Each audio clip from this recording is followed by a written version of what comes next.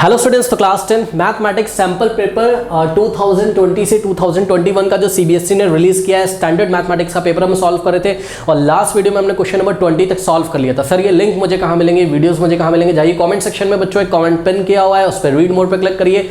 वहाँ पर आपको फिजिक्स केमिस्ट्री मैथमेटिक्स का पूरा सिलेबस भी मिल जाएगा, एनसीईआरटी एग्जाम्पलर भी मिल जाएगा, जो कि एग्जाम के पॉइंट ऑफ व्यू से बहुत इंपॉर्टेंट होता है। कई बार मैंने आपको बताया, physics chemistry mathematics obviously, biology भी, ठीक है। तो सबका लिंक आपको नीचे मिल जाएगा। इसके अलावा आपको अगर ओनली सीबीएसई का वीडियो फॉर्म में सॉल्यूशन चाहिए, जो सैंपल पेपर है 2020-2021 का बच्चों, तो ऊपर एक लिंक दिया होगा, वहां पे क्लिक करिए और एक और लिंक दिया होगा, वहां से आप पेपर को भी डाउनलोड कर सकते हैं। मैंने नए बच्चों के लिए बताया है, पुराने बच्चों को तो पता ही कि आजकल पेपर का सॉल्यूशन चल ही रहा है हमारे चैनल पे। तो आइए स्टार्ट करते हैं। क्वेश्चन नंबर 21 बच्चों बोलता है 3 bells ring at the interval of 4, 7 and 14 minutes। ठीक है, all 3 bells rang at 6 AM when the 3 bells will the ring together next. Okay, ये बॉल्स नहीं बच्चों, बेल्स हैं, ठीक है। बात समझिए बच्चों, क्वेश्चन क्या कह रहा है? कह रहा है कि भाई 3 बेल्स है, ओके बहुत बढ़िया। कह रहा है कि ना ये जब रिंग करती हैं तो जो फर्स्ट बेल होगी आपकी, देखिए बच्चों ये वाली फर्स्ट बेल है सपोज, ठीक है, ये फर्स्ट बेल है रिंग करती, ये सेकंड है और ये थर्ड है, ठीक है। तो इनके जो रिंग करने का इंटरवल है वो क्या है? वो 4, 7 और 14 मिनट है। मतलब समझो एक बार जब ये बजती है ना बच्चों फर्स्ट वाली, तो इसके आफ्टर 4 मिनट्स बाद फिर से बजती है, फिर आफ्टर 4 मिनट बाद फिर से बजती का मतलब ये है कि अपना साइकिल कंप्लीट करती है। आप इस तरीके से समझ सकते हो। ये बच्चों अपना साइकिल कितने टाइम के बाद कंप्लीट करती है? 7 मिनट्स के बाद, जैसे अभी बजी है ना। फिर कब बजेगी? 7 मिनट के बाद। जैसे मान लो 6 बजे बज गई है मॉर्निंग में, तो 6:07 पे बजेगी, फिर 6:14 पे बजेगी, फिर 6 मतलब 7 का टेबल आप चलाते जा सकते हो, 6:21 पे बजेगी। बात समझ में कि नहीं? और ये देखिए बच्चों, ये 6 बजे बजी तो आफ्टर 14 मिनट्स है ना, 14 मिनट के बाद ये अपना साइकिल कंप्लीट कर दी, 6:14 पे बजेगी और 28 मिनट पे बजेगी। बात समझ में कि नहीं? तो इन्होंने क्या बोला है बच्चों कि भाई तीनों बज गई एक साथ। 6 बजे इन्होंने देखा कि भाई तीनों एक साथ बजी। कह रहा है कि नेक्स्ट ऐसा कौन सा टाइम होगा कि तीनों एक साथ फिर से बजेंगी। तो बच्चों देखो, एक तो क्लियर बात समझ में आ रही है कि हम इसको गैस लगा के भी कर सकते हैं, ठीक है ना। गैस लगा के आप कर पा रहे होगे। देखो कैसे दिमाग लगा रहे होगे। ये सबसे लास्ट वाली को देखो, जो जिसका इंटरवल कितना है 14, तो ये अगर 6 बजे बजी है, फिर 6:14 पे बजेगी, ठीक, 6:14 पे बजेगी। तो अगर ये देखो बच्चों ध्यान से करो, ये तो 6 बजे बजी, सही है, 6 बजे तो ये भी बजी, सही है, फिर 6 बजे ये भी बज गई, ठीक है। तो अब ये नेक्स्ट बजेगी क्या? 6:14 पे। ये फर्स्ट वाली बच्चों बजेगी 6:04 पे, सही है ना। इसका इंटरवल 4 है, ये कितना है? 4 मिनट्स है ना। ये 6:07 पे। तो ध्यान से करो, अभी तीनों मैच नहीं कर रही हैं, अभी भी अलग अलग रिंग कर रही हैं। 6:04 पे रिंग होती है नेक्स्ट टाइम, ये 6:07 पे, 6:14।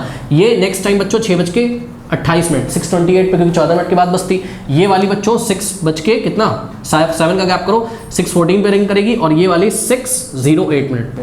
सही है? क्या टाइम मैच कर रहा है? नहीं मैच कर रहा है। इसका मतलब बात समझो बच्चों, यहाँ पर 6:28 इसको कांस्टेंट रखो, मतलब इसको अभी होल्ड करो, इसको होल्ड करो और सोचो कि ये अपना कितना साइकिल कंप्लीट कर लेगी। ये वाली घड़ी, तो ये वाली जो है वो 6 बजे के बाद अपने 2 साइकिल कंप्लीट करेगी, एक 6 से 6 14 वाला, एक 6 से 6 28 वाला। लेकिन ये कितने साइकिल कंप्लीट करेगी? क्योंकि 6:28 तक आने में इसको अभी कितना और टाइम निकालना है? 14 है ना, मतलब 2 साइकिल और कंप्लीट करेगी। तो यहाँ एक साइकिल यहाँ एक साइकिल और होगा, तो 6:28 पे एक बार रिंग करेगी और 6:21 पे और नेक्स्ट 6:28 पे। बात समझेगी नहीं? तो ये अपने 4 साइकिल कंप्लीट कर लेगी 4, और ये केवल अपने 2 साइकिल, और ये कितने करेगी? अपने 7 साइकिल कंप्लीट कर लेगी, बिकॉज 6:28 तक पहुंचने के लिए 4 7 28 होता है। बात समझे? तो गेस कर लिया हमने भाई 6:28 पे फिर से एक साथ सबकी सब बजेंगी, ठीक है। और ध्यान दीजिए बच्चों, ये वाले ने कितने साइकिल किए? अपने 4, ठीक है, 7 4 28 होता है। इसने कितने किए? 7 है ना, 4 7 28। इसने कितने किए? केवल 2।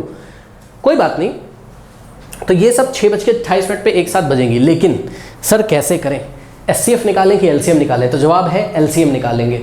हमने सैंपल पेपर में पूछा था कि what is the definition of LCM HCF. किसी बच्चे ने ठीक नहीं लिखा जब हमने टेस्ट लिया था, ठीक है। अगर आपको नहीं पता कि टेस्ट कहाँ होते हैं तो आप कॉन्टैक्ट है यहाँ पे, आप 7503644171 पे व्हाट्सएप करें, पता करें कि टेस्ट में कैसे बैठे सर। आपके टेस्ट में कॉपी भी चेक होकर आपको व्हाट्सएप पे बाकायदा मिलती, जैसे बोर्ड एग्जामिनेशन मिलती। तो उस टेस्ट में हमने पूछा हुआ था कि भाई एलसीएम और एचसीएफ का सर डेफिनेशन बता दो बच्चों मुझे। किसी का नहीं, ठीक है, पता है किसी का। इतने बच्चे बैठे थे टेस्ट में, किसी को ये नहीं पता एचसीएफ एलसीएम का डेफिनेशन क्या होता है। तो जब आपको फील नहीं है तो आप एग्जाम में क्वेश्चन कैसे अटेम्प्ट करोगे? बच्चों देखिए, एलसीएम का मैं यहाँ पूरा तो नहीं पढ़ाऊंगा, मैं फटाफट बता दे रहा हूँ। एलसीएम का जो डेफिनेशन होता है वो आपको प्रोडक्ट लेना है किसका? The greatest power of each prime factor involve in the numbers. बात समझो बच्चों, यहाँ पर देखिए आपके पास नंबर्स क्या क्या है? 4 है, 7 है और क्या है? 14, ठीक है। तो 4 के बच्चों प्राइम फैक्टर करिए, क्या होगा? 2 × 2 होगा, 2 × 2 होगा, सही है।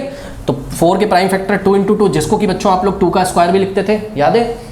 उसके बाद 7 के प्राइम फैक्टर बच्चों ओनली 7 होगा, तो ओनली 7 को हमने 1 इंटू 7 लिख दे रहे हैं। 1 हालांकि प्राइम नंबर नहीं है, कोई बात नहीं, पर फिर भी दिखाने के लिए हमने क्या बोल दिया, हमने बोल दिया भाई ये क्या है, 7 आपका 1 इंटू 7 है, सही है।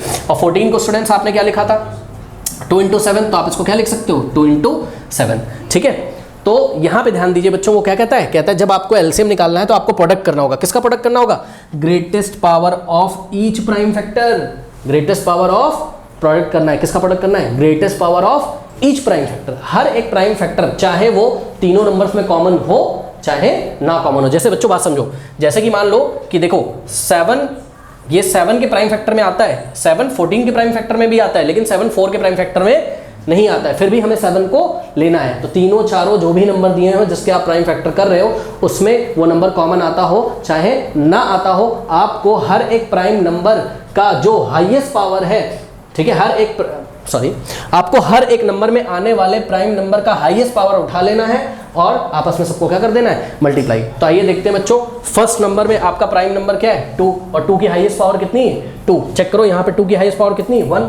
तो हमको तो 2 की पावर 2 ही मैक्सिमम मिल रही, तो 2 की पावर 2 लेंगे। मतलब एलसीएम अगर हमें निकालना है किसका, एलसीएम अगर हमें निकालना है 4, 7 और 14 का, मैं इसका फील भी दिलाता हूँ आपको, परेशान ना हो, ठीक है। इन तीनों नंबर का एलसीएम क्या आ जाएगा, वहां से बढ़िए, greatest power of each prime factor involve in the number, मतलब ये जो नंबर के आपने फैक्टर किए हैं इसमें जो ग्रेटेस्ट पावर आ रही है किसकी, ईच प्राइम फैक्टर की, उसको आपको प्रोडक्ट लेना है। तो ध्यान से करो बच्चों, पहले अगर मैं आपसे पूछूं कितने प्राइम नंबर आपको दिख रहे हैं यहाँ पे टोटल, तो आप बोलोगे सर 3 ही प्राइम नंबर है। कौन कौन से, 2, 7 और बस 2, 7, 3 नहीं बल्कि 2 ही है, 2 और 7। तो बस 2 की हाईएस्ट पावर चेक कर लो, 2 की हाईएस्ट पावर कितनी है, 2, और 7 की हाईएस्ट पावर कितनी है, 1 ही है बस, ओनली, ठीक है। चेक करो, 7 की पावर 1 है और 7 की पावर 1 है। अगर मान लो बच्चों यहाँ मान लो 7 की पावर 3 होती तो हम क्या लेते हैं, 7 की पावर 3, बट ऐसा तो है नहीं, 7 की पावर 1 यहाँ भी है, कुछ नहीं है पावर में, तो 7 की पावर 1 यहाँ भी, यानी कि 7। तो यहाँ पर आंसर कितना आ गया, 2 की पावर 4, 4 7 का कितना हो गया बताइए, 28, ठीक है। यानी कि आफ्टर 28 मिनट्स के बाद तीनों एक साथ रिंग करेंगी कि नहीं करेंगी बताइए, है ना। तो यही बात है बच्चों। तो हम फाइनल आंसर कैसे देंगे, हम लिखेंगे the 3 bells ring together again at 6:28 AM। Sir ऐसे आंसर देना है, जी हाँ ऐसे ही आंसर देना है। क्यों, जिस हिसाब से क्वेश्चन पूछा गया आप जवाब उसी हिसाब से देंगे। बात समझ में कि नहीं, उसने बोला भाई 6 बजे एक साथ बजी, और क्वेश्चंस का पढ़ो, when the 3 bells will ring together next, ठीक है। कब वो नेक्स्ट टाइम, मतलब टाइम पूछना चाहता है बच्चों, बताओ कि कितने, जब घड़ी में कितने बजेंगे तो सब एक साथ बजेंगे। तो जवाब है, ऐसा नहीं कि लिख दिया आपने आफ्टर 28 मिनट्स, नहीं, आप लिखोगे 6:28 AM पे ऐसा होगा। बात समझ में कि नहीं। अब देखिए बच्चों, यहाँ मार्किंग स्कीम डिस्कस कर लेते हैं और थोड़ा सा और कुछ डिस्कस कर लेते हैं। तो हाफ मार्क्स बच्चों आपके, ये 2 मार्कर क्वेश्चन था, ऑब्वियसली ये 2 मार्कर क्वेश्चन था। हाफ मार्क्स आपके 4 के प्राइम फैक्टर करने के थे, हाफ आपके 7 के प्राइम फैक्टर करने के थे, और हाफ आपके 14 के प्राइम फैक्टर करने के थे बच्चों, ठीक है। हाफ हाफ हाफ, ठीक है, ये था। और यहाँ पर कितने हो गए आपके 1.5, ठीक है, 1.5, और हाफ थे यहाँ पर आपके एलसीएम निकालने के, ठीक है। कोई डाउट है बताइए। हाँ, अब यहाँ पे सुनिए, अगर आपको फील लेना हो एलसीएम सर क्यों निकाला, एक बार बताएं एलसीएम होता क्या है बताओ। आप 1 से काउंटिंग स्टार्ट करिए, ठीक है, आप 1 से काउंटिंग स्टार्ट करिए, और वो नंबर हमको ढूंढना होता है। 1 से काउंटिंग स्टार्ट करते थे, याद है, और हमको 1 2 3 4 5 6 ऐसे काउंटिंग स्टार्ट करते थे, और वो हमें नंबर ढूंढना होता था, वो हमको छोटे से छोटा नंबर ढूंढना होता था, जिस नंबर को क्या करें, ये भी डिवाइड करें, ये भी डिवाइड करें और ये भी डिवाइड करें। फॉर एग्जांपल बच्चों देखिए, 1 से हमने काउंटिंग स्टार्ट करी, 1 हमने लिया, 1 को ना तो 4 डिवाइड करता, ना तो 7, ना तो 14, ठीक है। फिर हमने 2 लिया, 2 को ना तो 4 डिवाइड करता, ना तो 7, ना तो 14। फिर हमने 3 लिया, ठीक है, ना तो 3 को 4 डिवाइड करता है, ना तो 7, ना तो 14। ऐसे करते करते करते करते हम 4 पे पहुंचे, ठीक है। तो 4 को 4 तो डिवाइड करता है, 7 14 नहीं करता, तो ऐसे करते करते 7 पे जब पहुंचे काउंटिंग करके, 5 छोटा 6 छोटा, तो 7 को 7 डिवाइड करता बट 14 नहीं करता। तो करते करते करते करते जब हम 14 पे पहुंचे स्टूडेंट्स, तो 14 को 7 तो डिवाइड करता है, 14 भी डिवाइड करता है, लेकिन 4 तो नहीं करता है। फिर 14 के बाद 15 आया, वो भी फेल, 16 फेल, 17 18 19 सब फेल होता गया, सब फेल होता गया, ठीक है। फिर करते करते करते करते हम 24 पे पहुंचे, तो 24 तो 4 से डिवाइड हो जाता है, पर 7 और 14 से नहीं होता है। ऐसे करते करते जैसे ही 28 पे पहुंचे स्टूडेंट्स, 28 एक ऐसा नंबर है, जो नंबर जब हमने 1 से काउंटिंग स्टार्ट करी थी, तो 28 एक ऐसा नंबर हमको मिला जिस नंबर को ये तीनों ही नंबर क्या करते हैं, डिवाइड करते हैं। चेक कर लो, 4 7 और 14। बच्चों 28 के बाद भी ऐसे नंबर आएंगे जिस नंबर को ये तीनों क्या करेंगे, एग्जैक्टली डिवाइड करेंगे। लेकिन हमें क्या करना है, 1 से काउंटिंग स्टार्ट करना है और सबसे छोटे से छोटा नंबर ढूंढना है जिस नंबर को ये तीनों क्या कर दें, एग्जैक्टली डिवाइड कर दे। ऐसा नहीं कि इसमें से 2 कर रहे हो एक ना कर रहा हो, तीनों ही डिवाइड कर दे, वही क्या होता है उसका एलसीएम। और निकाला इस डेफिनेशन से जाता है, हमने आपको बता दिया। अब ये बात हमने आपको क्यों बताई, ये बात हमने आपको इसलिए बताई कि सपोज हम 6 बजे के बाद काउंटिंग स्टार्ट करते हैं, 1 मिनट निकला, 2 मिनट निकला, 3 मिनट निकला, 4 मिनट निकला, ऐसे करते करते जैसे ही 28 मिनट होगा, ये 28 मिनट वो वाला मिनट होगा कि जब बच्चों ध्यान से चेक करिए कि भाई 28 को अगर मैं 4 से डिवाइड कर दूं कितना आएगा 7, यानी कि पहली घड़ी 7 साइकिल कंप्लीट कर ली होगी उस टाइम, मतलब 7वीं बार बज रही होगी वो, ठीक है। और दूसरी घड़ी बच्चों 28 डिवाइडेड बाय 14 कितना आएगा, सॉरी दूसरी कितना है, ये दूसरी 7 मिनट बाद बजती ना, तो 28 डिवाइडेड बाय 7 कितना आता है 4, तो दूसरी घड़ी 4th साइकिल करके बज रही होगी, ठीक है। और तीसरी जो घड़ी होगी बच्चों वो 28 डिवाइडेड बाय 14 कितना साइकिल, दूसरा साइकिल करके बज रही होगी, लेकिन सबके सब एक साथ बज रही होंगी। बात समझ में आई कि नहीं आई। अब बच्चे बोलेंगे सर आउट ऑफ सिलेबस आ गया था। बच्चों एनसीईआरटी पेज नंबर 11 पे एक्सरसाइज 1.2 खोलिएगा, लास्ट क्वेश्चन जो है 1.2 पे आपका 3 there is a circular path around a spot field, Sonika takes 80 minute, ये सब क्लास में हमने आपको पढ़ाया हुआ है, सेम वैसा ही तो क्वेश्चन है, ठीक है। वहीं पे तो उन्होंने क्या पूछा था आपसे कि ये सब बच्चे जो तीनों बच्चे या चारों बच्चे जो भी थे वो कितने टाइम पे मीट करेंगे, तो वहां पे आपको टाइम निकालना था कि नहीं निकालना, तो वैसा ही आया है। तो एग्जाम में ऐसे बना के कुछ भी आ जाएगा, इसलिए मैं बार बार बोलता हूं don't ignore the concept of NCERT and NCERT exemplar, okay. तो आई थिंक फील आ गया होगा, कर लीजिए। पर 22 देखिए, again based on the concept of NCERT and NCERT exemplar में हमने बहुत सारे ऐसे क्वेश्चंस किए। कह रहा है कि find the point on the x axis. हाँ भाई बच्चों एक बात बताइए, कोई भी पॉइंट अगर एक्स एक्सेस पे लाई करता है तो उसका वाई कोऑर्डिनेट हमेशा क्या होता है 0। तो अगर हम आपको डायग्राम बना के दिखाएं बच्चों फटाफट ऐसे ही रफ में, तो मान लीजिए ये एक्स एक्सेस है बच्चों, तो यहाँ पे कोई पॉइंट लाई कर रहा है, ठीक है, तो find the point on the x axis, ठीक है। तो जो पॉइंट हमको बच्चों फाइंड करना है उसका नाम हमने पी रख दिया, कोई दिक्कत है बताइए। Let the point be P, इस पॉइंट का नाम पी रख दिया। अब ये लाई कहाँ कर रहा है, ये आपकी एक्स एक्स डैश है, मान लो वाई वाई डैश हम नहीं दिखा रहे हैं, असली फिगर नहीं दिखा रहे, आप समझिए बच्चों। एक्स एक्सेस पे कोई भी पॉइंट लाई करता है तो उसका वाई कोऑर्डिनेट कितना होता है 0 होता है, और एक्स कोऑर्डिनेट कुछ ना कुछ होगा तो हमने उसको एक्स अज्यूम कर लिया, ठीक है। तो let the point be P whose coordinates are what x, 0। कोई दिक्कत है बताइए।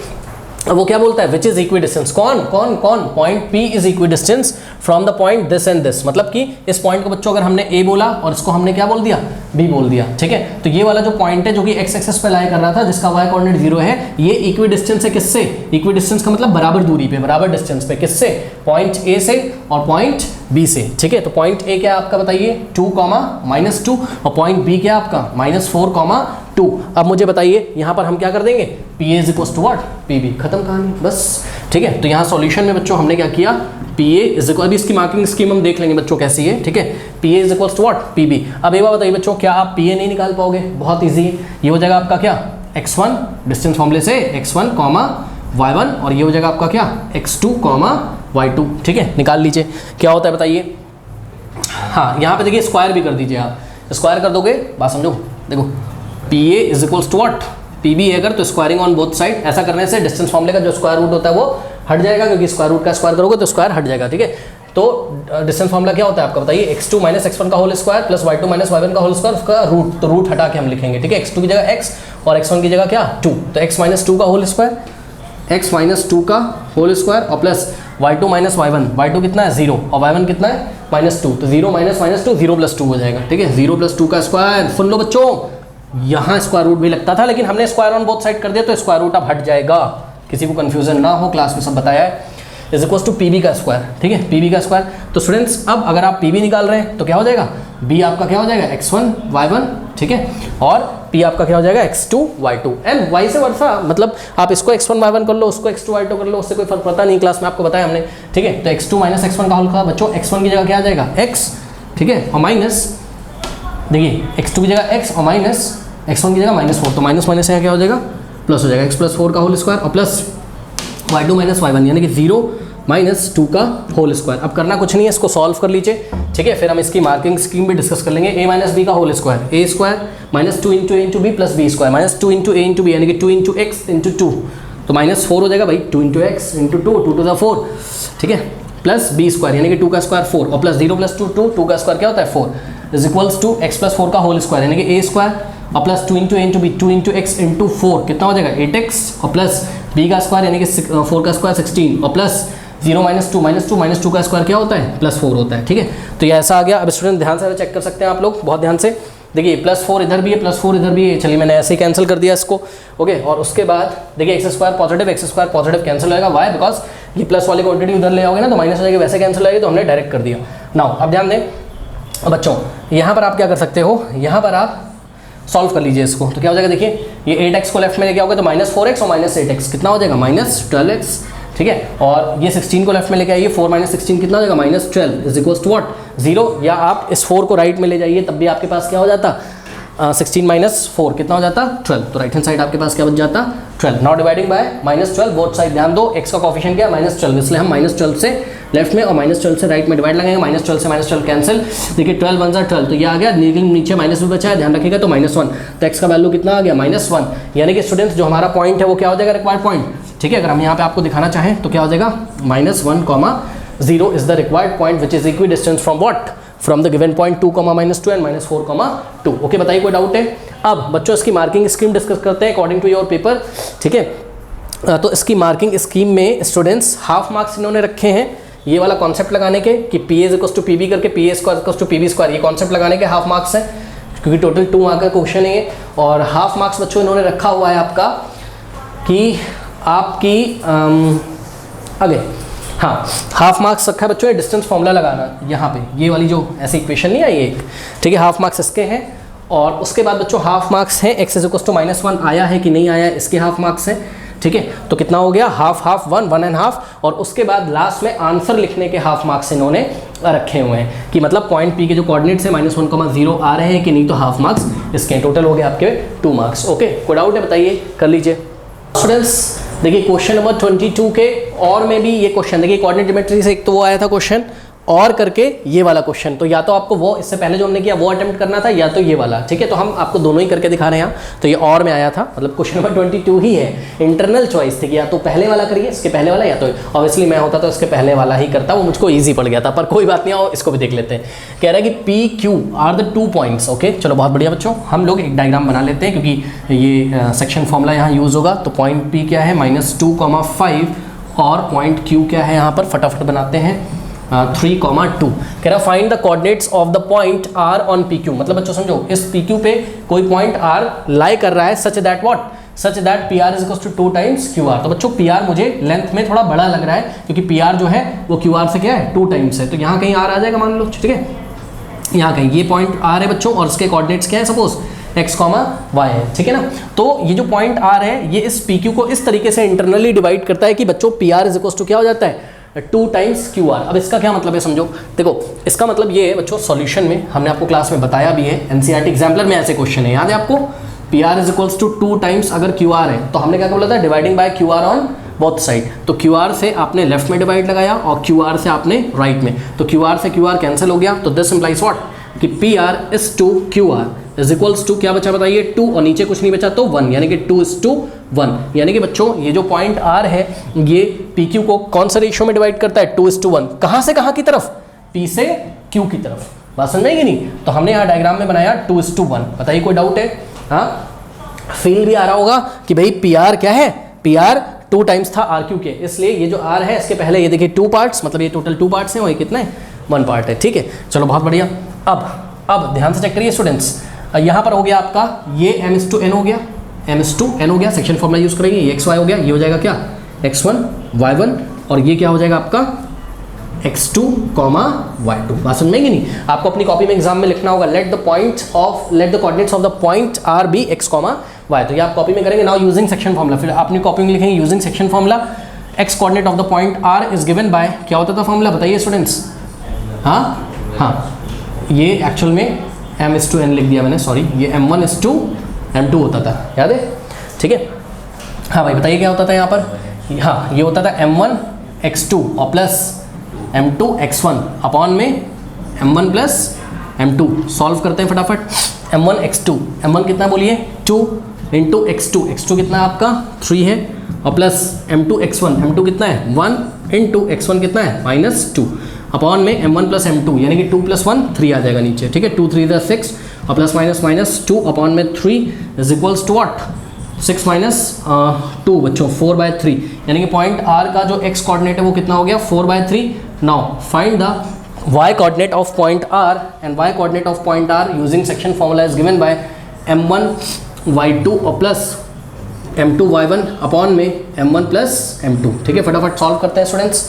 ठीक है, m1 y2, हाँ भाई m1 y2 यानी कि 2 2 कितना हो जाएगा 4, तो यहाँ आ गया 4 और प्लस m2 y1। वहाँ एग्जाम में आपको फटाफट करना है, इतना कुछ दिखाने की जरूरत नहीं है, तो हम समझाने के लिए बता रहे हैं। ठीक है, m2 इंटू y1 यानी कि 1 इंटू 5 कितना आ जाएगा 5। ओके, अपॉन में m1 प्लस m2 यानी कि 2 प्लस 1 कितना हो जाएगा 3 हो जाएगा। तो ये हो गया आपका 5 प्लस 4 कितना होता है बताइए, 5 प्लस 4 9, 9 अपॉन 3, 3 1 और 3 3 तो 3/1 3 आ गया, यानी कि y coordinate of point R be कितना 3। ठीक है, अब मार्किंग स्कीम बच्चों, तो required point is what, required the coordinates of the required point is 4/3, 3। अब मार्किंग स्कीम डिस्कस करते हैं बच्चों। यहाँ पर सीबीएसई कहता है कि हाफ मार्क्स तो हम आपको इसके देंगे, ये वाले बच्चों, ये वाले पार्ट के आपको हाफ मार्क्स दे रहा है। वो कह रहा है कि क्या आपको ये बात समझ में आती है कि P R is equal to 2 times Q R जब हमने दिया है, तो क्या बात आपको ये समझ में आती है कि भाई P R is to Q R क्या है 2:1, हाफ मार्क्स तो इसके।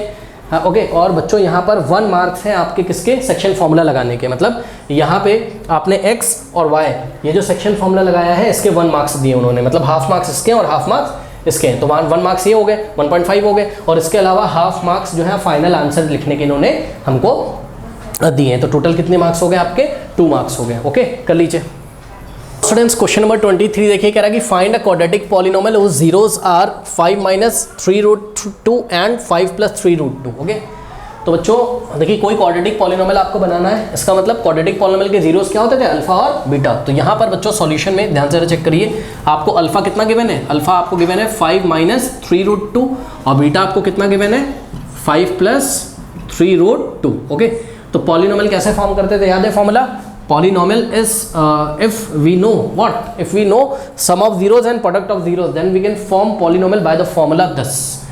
क्या होता था, P of X square minus sum of zeros into X plus product of zeros. जिन बच्चों को थोड़ा थोड़ा ऐसा याद हो रहा, आप ऐसे याद कर लो, क्या होता था x square minus sum of zeros, मतलब क्या alpha plus beta into X plus product of zeros यानी कि अल्फा इंटू बीटा, यही होता था। ठीक है, अब इसके लिए आपको क्या फाइंड करना पड़ेगा बताइए, सम ऑफ जीरोस निकालना पड़ेगा और product of zeros. Sum of zeros निकाल लीजिए, लाके यहाँ रख दीजिए एक्स के सामने, प्रोडक्ट ऑफ जीरोस निकाल लीजिए, लाके रख दीजिए यहाँ पर। ठीक है, तो सबसे पहले हम फाइंड करेंगे क्या, सम ऑफ जीरोस। ठीक है, तो सम ऑफ जीरोस स्टूडेंट्स हम लोग निकालने जा रहे हैं, यानी कि हम क्या निकालने जा रहे हैं, एक तरीके से अल्फा प्लस बीटा। कैसे निकालेंगे बताइए, ये रहा आपका अल्फा, देखिए 5 माइनस 3√2 ये अल्फा है और प्लस बीटा, बीटा की जगह 5 प्लस 3√2। ठीक है, अब ध्यान दें स्टूडेंट्स, 3√2 पॉजिटिव 3√2 नेगेटिव, कैंसिल हो गया, 5 प्लस 5 कितना हो गया 10 हो गया। अब हम निकालेंगे क्या, प्रोडक्ट ऑफ जीरोस। ठीक है, तो यहाँ पे हमने निकाला क्या, प्रोडक्ट ऑफ जीरोस। ठीक है, product of zeros means alpha into beta. ठीक है, alpha into beta, what is alpha 5 minus 3√2 into beta, what is beta 5 plus 3√2। देखिए बच्चों ये दोनों मल्टीप्लाई हैं, अगर आप ध्यान से चेक करें तो a minus B into A plus B का फॉर्मूला लग रहा है, मतलब A square minus B square, तो क्या हो जाएगा बताइए, ए की जगह क्या आ जाएगा 5, तो यानी कि 5 का स्क्वायर और माइनस बी स्क्वायर यानी कि 3√2 का स्क्वायर। सही है, अब इसको थोड़ा सा बच्चों में आगे सॉल्व कर देता हूँ। 5 का स्क्वायर कितना होता है 25। अब ये बच्चे नहीं सॉल्व कर पाते हैं, देखिए 3√2 का जो स्क्वायर है, ये स्क्वायर 3 को भी मिलेगा और √2 को भी। 3 का स्क्वायर कितना हो जाएगा 9, फिर इंटू करेंगे √2 का स्क्वायर, मतलब √2 क्या होता है 2 ही तो होता है, तो 9 2 कितना आ जाता है आपके पास 18, यानी कि 25 माइनस 18, और 25 माइनस 18 कितना हो जाएगा स्टूडेंट्स 15 माइनस 8 कितना हो जाएगा 7, और 2 यहाँ बस ओनली 7 हो जाएगा। सही है ना, तो अब आ जाइए यहाँ पर, यानी कि रिक्वायर्ड पॉलिनोमियल जो होगा वो क्या होगा, x square minus alpha plus beta यानी कि सम ऑफ द जीरोस कितना है बच्चों 10 आया है, तो इसकी जगह हमने क्या रख दिया 10 इंटू एक्स क्या हो जाएगा 10x हो जाएगा, तो ये आ गया 10x और प्लस अल्फा इंटू बीटा कितना है आपके पास 7 आया है, तो this is your required polynomial. Okay, marking scheme सुन लीजिए बच्चों, यहाँ पर सम ऑफ द जीरोस निकालने के, ये जो सम ऑफ द जीरोस आपने 10 निकालना है इसके बच्चों हाफ मार्क्स हैं, और प्रोडक्ट ऑफ जीरोस निकालने के 1 मार्क्स रखे हुए हैं इन्होंने, क्योंकि ये चेक करना चाहते थे आपको यहाँ पर ये कैलकुलेशन आती है कि नहीं आती है, a minus B into A plus B वाली। ठीक है, तो बच्चों इसके आपके 1 मार्क्स हैं, 1.5 मार्क्स हो गए 1.5, और उसके बाद फाइनली आपको क्वाड्रेटिक पॉलिनोमियल बनाने के इन्होंने फॉर्मूले में रख के बच्चों हाफ मार्क्स रखे हुए थे इसके। ठीक है, तो टोटल कितने हो गए आपके 2 मार्क्स हो गए। ठीक है, तो ये हो गया बच्चों क्वेश्चन नंबर 23 तक। क्वेश्चन नंबर 24 एंड स्क्रीन पे आ रहा होगा, और ज़्यादा थे जो कमेंट सेक्शन में पिन कमेंट है उसको चेक करना ना भूलें। अगर अभी तक आपने अच्छे तरीके से पढ़ाई नहीं करी है बच्चों, रीड मोर पे क्लिक करिए कमेंट सेक्शन में, सिलेबस को अच्छी तरीके से करिए, शॉर्ट में पढ़ने के चक्कर में ना रहें, चाहे फिजिक्स हो, केमिस्ट्री हो, मैथमेटिक्स हो या बायोलॉजी हो। ठीक है, चलिए फिर मिलते हैं नेक्स्ट वीडियो में, तो पढ़ते रहिए, all the best and screen check करिए।